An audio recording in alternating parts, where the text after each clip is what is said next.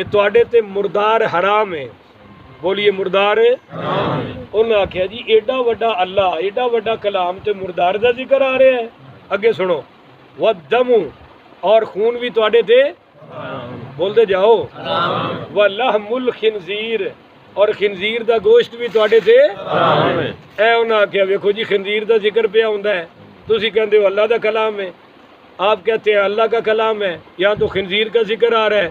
دوسری مثال اللہ تعالیٰ نے سورۃ الحج میں فرمایا یا ایھا الناس، اے لوگو ضرب مثل، اور سنو اللہ تمہارے لیے ایک مثال بیان کرتا ہے، فاستمعوا لہ، اس کو ذرا غور سے سنو. ان الذین تدعون من دون اللہ، جو لوگ اللہ کے سوا اوروں کو پکارتے ہیں، جو اللہ کو چھوڑ کر اوروں کو پکارتے ہیں، فرمایا کہ لن یخلقوا ذبابا ولو اجتمعوا لہ، یہ سارے جمع ہو کر ایک مکھی بھی بنا سکتے نہیں. اب انہوں نے کہا دیکھو جی اس میں تو مکھی کا ذکر آ رہا ہے.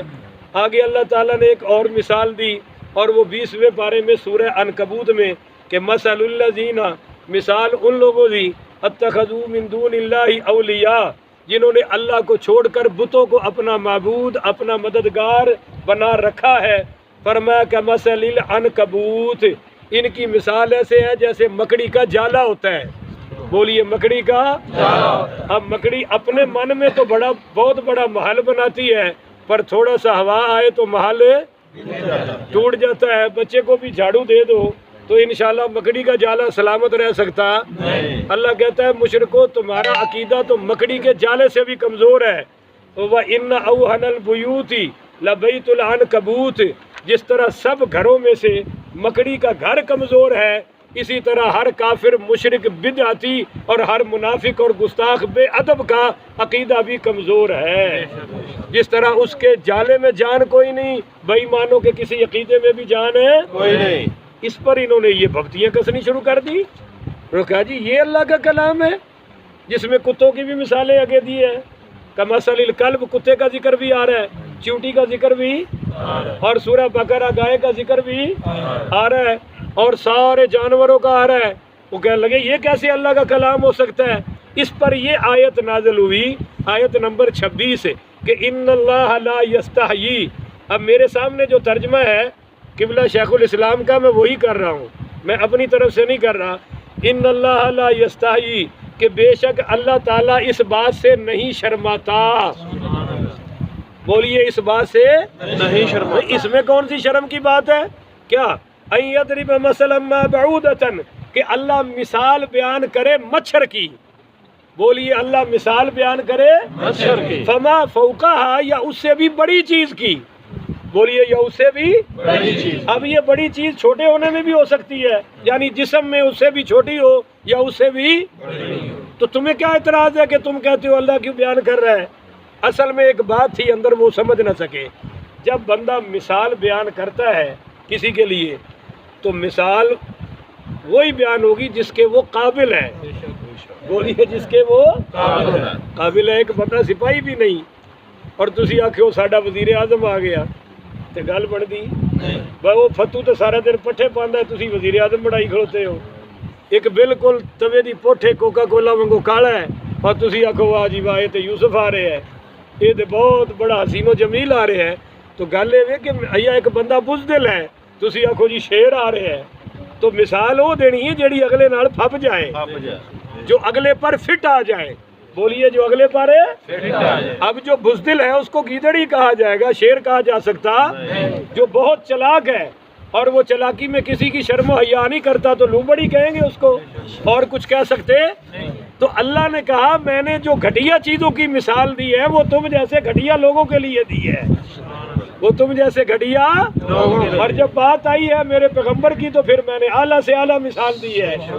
تو جیسا ممثل لہ ہو ویسی ہی مثال ہے، اور تم اپنے آپ کو بڑا کر لو تو تم ان مثالوں سے نکل جاؤ گے. اور جب تم گھٹیا رہو گے تو پھر ہم بھی مثال تمہارے لیے گھٹیا چیزوں کے دیں گے. اعلیٰ چیزوں کی مثال گھٹیا لوگوں سے دی جا سکتی نہیں. اور باقی یہ کہنا کہ مچھر کا کیوں ذکر ہے، تو مچھر تو بڑی کمال والی شے ہے. حضرت ربیع بن انس، سارے پڑھیے رحمۃ اللہ علیہ. حضرت ربیع بن انس رضی اللہ تعالیٰ عنہ فرماتے ہیں کہ مچھر کی یہ خاصیت ہے کہ جتنا بھوکا رہتا ہے اتنا تکڑا رہتا ہے، اور جب پیٹ بھر لیتا ہے تو پھر اس کی موت آ جاتی ہے، پھر اس سے ہلا جاتا۔ تو ہم جب تک بھوکے رہیں گے اللہ کی عبادت کرتے رہیں گے، اور اگر افطاری کی طرح ہم ماشاءاللہ 8-9 کھانے کھا لیں تو پھر تراویحوں میں سمی اللہ لمن حمیدہ کی بجائے پھر وہی اللہ نکلتا ہے، سمی اللہ نکلتا، کیونکہ یہ بیچارے اوور لوڈڈ ہوئے ہوتے ہیں تو زیادہ کھانا مناسب ہے۔ اور مچھر کو گالیاں دینے سے منع کیا گیا ہے کہ وہ جب وہ دندی کاٹتا ہے تو تمہیں اللہ کو یاد کرنا چاہیے، بولو اللہ کو یاد کرنا۔ اور آپ کو پتہ ہے کہ نمرود بہت بڑا بدماش آدمی تھا، بہت بڑا، اس نے اپنے آپ کو خدا بنا رکھا تھا، اور موسیٰ علیہ السلام اور ابراہیم علیہ السلام سے کہتا تھا وہ کون سا کام ہے جو تمہارا رب کرتا ہے میں نہیں کر سکتا۔ تو بہرحال وہ تو بعد میں کریں گے آگے باتیں انشاءاللہ۔ اس کی جب موت آئی تو اللہ نے مچھر کو اس کے لیے مجاہد بنا دیا، اس کے لیے، اس کے ناک میں گھس گیا، اس کے، اور وہ دماغ کے اندر جا کر بیٹھا اور اس نے وہ کاٹنا شروع کر دیا۔ اب اس کو مچھر کا نام بھی نہیں آتا تھا، گھر میں آیا اور بیوی سے کہا وہ میرے ناک میں گھس گیا ہے، وہ گھس گیا ہے، اور بڑی تکلیف ہو رہی ہے، کبھی یوں کرے کبھی وہ کرے۔ بیویاں ان لوگوں کی تکڑی ہوتی ہیں۔ اس نے ایک رکھ کے سر پہ مارا، کہا کیا سر کھا رہے ہو، بتاؤ تو صحیح پہلے اندر گھسا کیا ہے۔ جب اس نے مارا اور اس کی وہ سرپ لگی سر پہ تو مچھر نے کاٹنا بند کر دیا، مچھر نے کاٹنا بند کر دیا۔ تو کہنے لگا ہے بیگم یہ تو بڑا نسخہ شفا ہے، ایسے کرو ہاتھ تمہارا تھک جائے گا، یہ جوتی پکڑ لو اور ذرا جوتیاں مارو۔